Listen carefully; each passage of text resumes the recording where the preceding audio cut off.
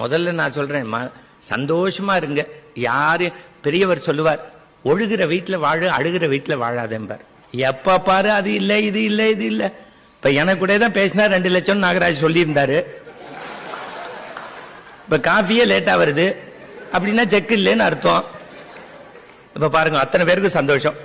அதான் சனாதன தர்மம். ஒருத்தனுக்கு இல்லைன்னா 50 பேர் கைத்தட்டி மகிழ்ச்சி ஆயிடுவான். அவர் சொல்றாரு, நான் மொத்த பட்ஜெட்டே அவ்வளவுதான்டா வச்சிருந்தேன் அப்படிங்கிற. போங்க சந்தோஷம் சார். வாழ்க்கையில ஒன்னும் கொண்டு போறதில்ல. கொரோனா பார்த்தோம்ல, அருணா கயிறு அத்துட்டு விட்டுட்டான். யாருக்கு யாரு 16 பண்ணான்னே தெரியாது.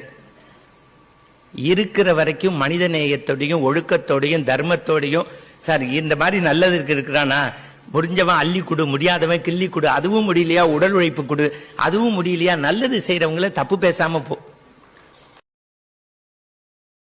Download ShareChat.